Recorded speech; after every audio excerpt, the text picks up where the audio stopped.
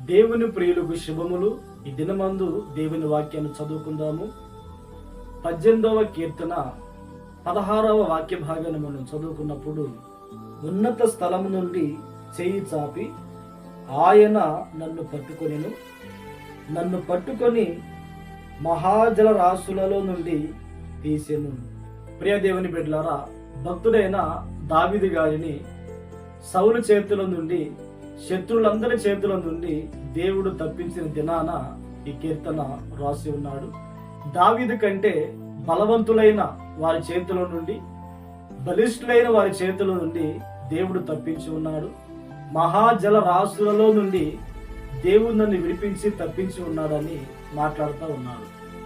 దేవుడు తనకు నమ్మకంగా ఉన్న వారిని విడిచిపెట్టేవాడు కాదు. యథార్థమైన బ్రతికే వారిని ఆయన విడిచిపెట్టే దేవుడు కాదు. దేవుని యొక్క మనసు ఏంటో ఎరిగి ఆ రీతిగా ప్రవర్తించేవాడు దావీదు గారు. దేవుని చిత్తాన్ని ఎరిగి ఆ రీతిగా బ్రతికే వ్యక్తి దావీదు గారు. దేవునికి ఇష్టమైన ఈ వ్యక్తి కష్టాలలో, కన్నీళ్లలో, బాధల్లో, ఇరుకు ఇబ్బందులు ఉన్నప్పుడు దేవుడు చూస్తూ ఉండేవాడు కాదు.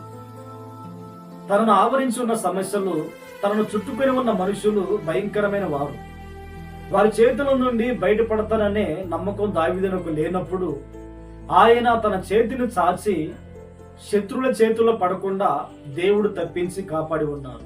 ఈ మాటలు వింటున్న ప్రియ దేవుని బిడ్డలారా, నీ జీవితంలో కూడా నిన్ను చుట్టుముట్టి ఉన్న సమస్యలను బట్టి అందులో నుంచి బయటికి రాలేక కన్నీళ్ల మధ్యలో అవమానాలతో నువ్వు బాధపడుతూ దిగులు పడుతూ ఉన్నావేమో.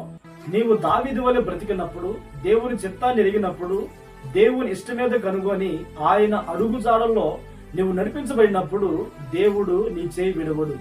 నువ్వు ఎలాంటి సమస్యల మధ్యలో ఉన్నావో, కన్నీళ్ల మధ్యలో ఉన్నావో, ఇటువంటి సమస్యలను ఆవరించి చుట్టుముట్టి ఉన్నాయో అందులో నుంచి బయటికి రాలేక నువ్వు ఎంతగా అల్లాడిపోతూ తలడిల్లిపోతున్నావో దేవుడు చూస్తూ ఉన్నాడు.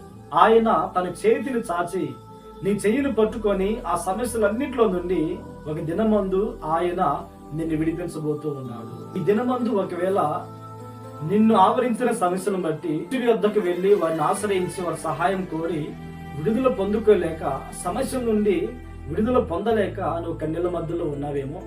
ఆకాశమందున్న దేవుని ఎదుట నువ్వు ప్రార్థన చేయగలిగితే, నీవు ఆయనను ఆశ్రయించగలిగితే, ఆయన యొద్దకు నువ్వు రాగలిగితే, ఆయన తన చేతిని చాచి ఉన్న సమస్యల నుండి దేవుడు నిన్ను విడిపించబోతూ ఉన్నారు.